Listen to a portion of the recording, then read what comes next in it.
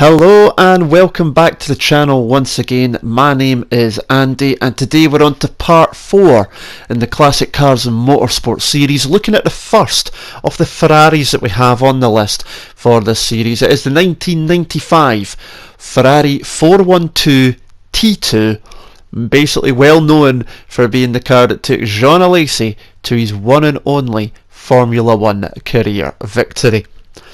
Before we get on to some of the details about the car and the usual 5-lap first to last challenge, I'd like to thank you all once again for watching. If you do enjoy what you see or any other videos that you might have seen on the channel, do hit the subscribe button if you haven't already done so. Hit the like button on this as well and comment below. What do you remember about this car? Is it Alesi's victory, or is there something else that I mentioned within this video, or even something that maybe I forgot about that you remember about this fantastic car?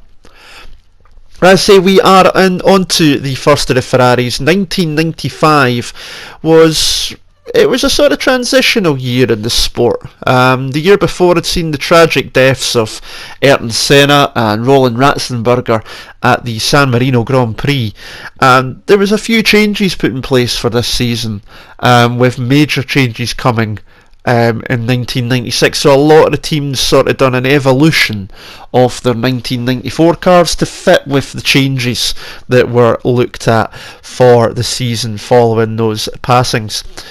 One of the major changes that this car did have was a reduction in the engine size. It had a 3.5 litre engine in 94, reduced to 3 litres, but it was still capable of 690 horsepower, although that was around about 60 down on the Renault V10s that were in the back of the Benetton and the Williams cars as well.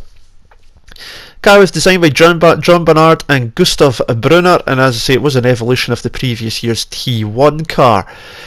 What makes this car more famous is that win for Alesi in the Canadian Grand Prix that year, 1995, was the last time that a V12 powered car won a Formula 1 Grand Prix.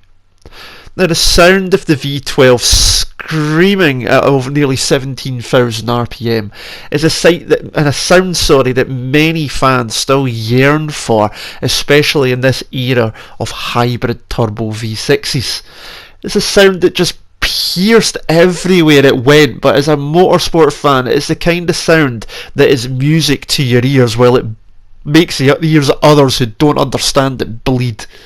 But it was such a stunning noise, and if you haven't heard it before or you want to hear it again, just drop onto YouTube. Just while you're on here on YouTube, just type in Ferrari 412 T2 V12 or something along those lines and just listen to the noise that this thing makes. It is absolutely phenomenal. Now, the car itself was quite quick. It did take a good number of podiums, 11 in total, Gerhard Berger taking 6 third place finishes, while Alesi took 4 second places along with that win that we mentioned earlier in Canada.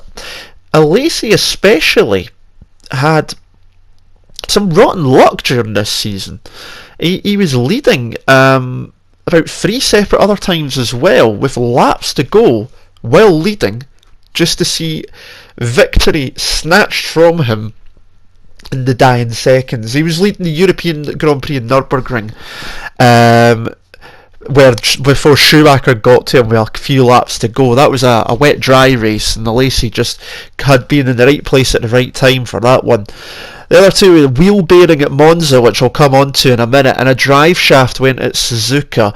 If without all of that, we could have been looking at Alesi being a 4-time Grand Prix winner in the one season, and he could have been fighting for the championship. Who knows? He would have been certainly up there a lot higher, obviously with the extra points, but it wasn't to be, and the Frenchman was always sort of tagged with that unlucky sort of characteristic during his career.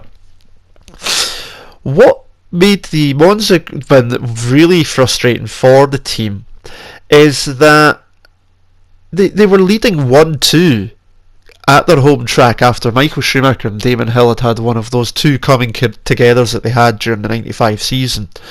And it was starting to bring back memories in 1988 where Berger himself and Michele Alboreto took a 1-2 win after the McLaren Hondas hit trouble.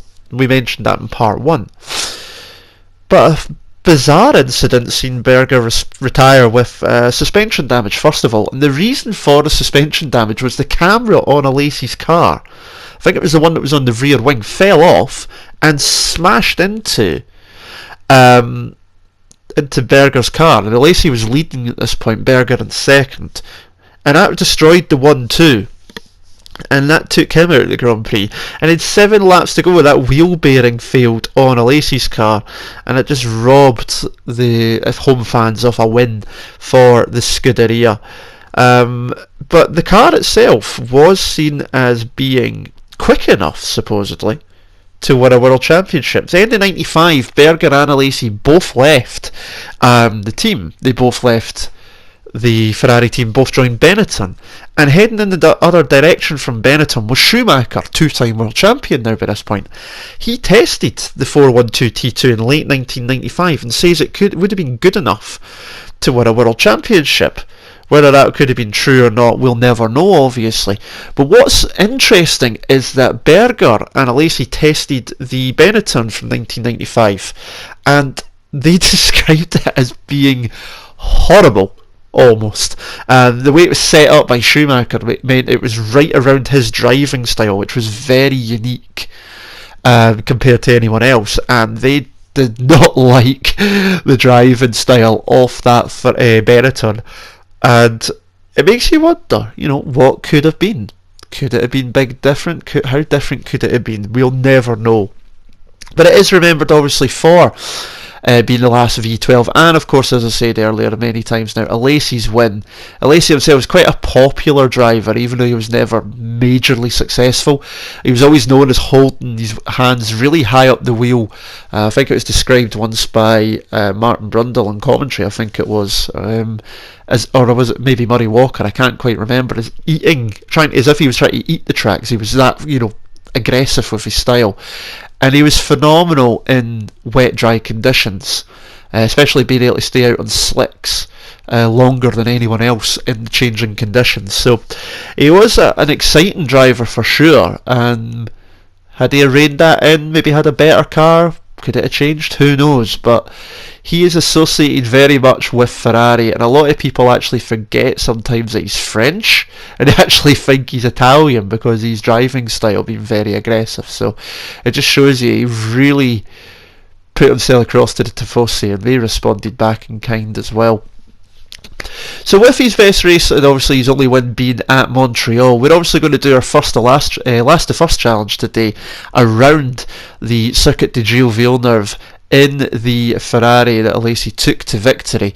Quite poignant that he took the number 27 Ferrari to victory, considering that was, of course, Gilles Villeneuve's number when he was in the Ferrari as well. It made it quite famous and well known, so quite a poignant moment. It was a Ferrari and the number 27 around this track. So we're going to try the last to first challenge. I love this track, so it should be interesting indeed. So we're going to get onto the start line and wait for the 5 lights to go out. So here we are on the grid, 5 lights on, and away we go. 20 Ferrari V12s in the grid. Can you imagine what this sounds like? Oh my goodness. Heading down to turn 1, always an absolute cluster mess down here. We're just going to try and swing it around the outside and then have the inside for turn 2. Being a bit forceful, but I'm sure Alesi would have done something similar. And we are up to P16, so we've made a few places off the line already, which is great as we come into the first of the chicanes. Coming through there now, keeping it nice and tidy between the walls. That obviously this part here was where Olivier Panis broke both his legs in 97 through there in a qualifying crash with the Ligier team. He was never the same driver after that. But we got by another car there into the second of the sort of chicanes, and we head up now under the bridge into the third of those chicanes. There's 4 of them in total on the track. We've been through 3 of them now. The last one is, of course, the last corner with the infamous Wall of Champions next to it. Coming up to the hairpin though, lots of fans always on the right hand side and around. We got past 2 cars there to take us into 13th as we come out of the chicane, and here we go, racing up through the gears. V12 screaming up to nearly 17,000 RPM. We're in the slipstream here of the car ahead. Will we go for it down the inside? We fade down to the inside, but we think better off it. Down into second just to hold it nicely. Clipping the curves, maybe a bit too much in the second part, and away we go. And that is 1 lap done already off the Montreal track. I absolutely love this track in F1 games as we jump down the inside and connect with the car ahead as we go into turn 2. It's a fantastic track. I love it. It's fast, it's flowing, it's challenging as well, you know, although it's a quick track. The walls are right there. You make a mistake and you will be punished, and it is just a really enjoyable racetrack to go around in any F1 game for sure. So it is one of my favourites if you were to ask me, and it usually does throw up quite a good race as well in real life. We all remember Jenson Button winning the longest race in F1 history, which was 2011 I think, if I remember rightly. Can't quite remember myself. Obviously Alesi won here in 95. I mentioned about Mansell before in 91, where he came round here in the last lap and he stalled because he was going too slow. He would make a nice move into the hairpin there as well. So it is usually quite a fun track. The teams and the drivers enjoy coming here as well. Say it's a fantastic atmosphere, not too far from Montreal as well, so big cosmopolitan major city, and you know, it's seen as being one of the better weekends of the season. We're coming at the end of lap 2. We are right behind the car in front, hitting it on the way out of the chicane. We're going to get a run down into turn 1. He's going to go left, we're going to go right. He's trying to try and squeeze us. We're on the brakes around the outside, easy peasy, and we are now into the top 10 as we come on to lap 3 and come out of turn 2. Coming into the first of the chicanes again, really tight. You can see the car understeer there as I got too close to the car ahead in the aerodynamic effect. We're going to launch it up the inside slightly, but that's just not going to be working. Just better on the brakes there, but we probably just cost ourselves more time. So what do you guys think of the car that we are racing today? I mean, for me, obviously we all know the red livery of Ferrari is synonymous, of course, but I always loved it back then because it had the gold wheel arches as well, the gold wheel trims, as we do another good move into the hairpin. Lovely pass there. It was the red and gold combo. I just absolutely loved it. When you threw in that V12 as well, it was a combination made in motorsport heaven. It really was an absolute joy to hear. And you know, when I started watching Grand Prix racing, Ferrari wasn't winning championships when I started watching it, so sort of early mid 90s. Obviously it wasn't until Schumacher had been there for a few years that he started winning championships again. But for me at that point, the fact that they weren't winning all the time made them not plucky underdogs, that's too rude of a word for such a big name, but you know, they were expected to do well and challenge, but they weren't quite expected to hold up a title challenge for a full season. So when you see them doing well or winning races, when you threw in the history that they had as well, it made it almost more special, I felt. I think that was it's amazing what I felt when I was 10 years old, but there you go.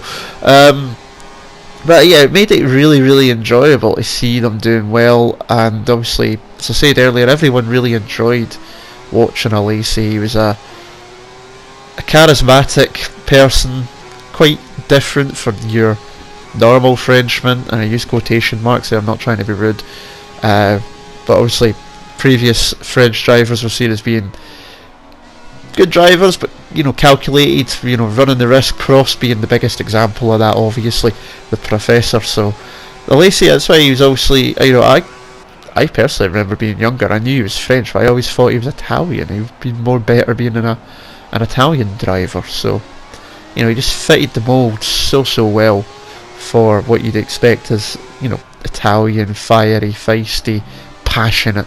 That was Alesi, and it was just a shame that he never had a car to fully show off the potential to its full extent. But such is life, and such is the way of motorsport. But we're on to the final lap now, and we're up to 7th, so it's been a decent race. Not been able to make too many positions, unfortunately. I'm going to try and see if we can sneak a place or two before the finish here. So if I remember rightly, I dive it up the inside here one more time on the car in front. There we go, heavy on the brakes. Forced him a wee bit wide. Clean move still though, never touched him. And we're up to 6th. So another fun race, another interesting car, and once again for me, great to go back over the history of it. Really enjoyed doing that as always. But as we come up to the final chicane and the Wall of Champions one more time, we at least avoided going into that. We're going to try and sneak 5th here, but it's just not quite going to be enough. So if you did enjoy the video, you know what to do. Hit a like, subscribe if you want to see some more. I'll be back next week with part 5 in the Williams FW18 that took Damon Hill to his first championship. For me, for now, it's ta-ra.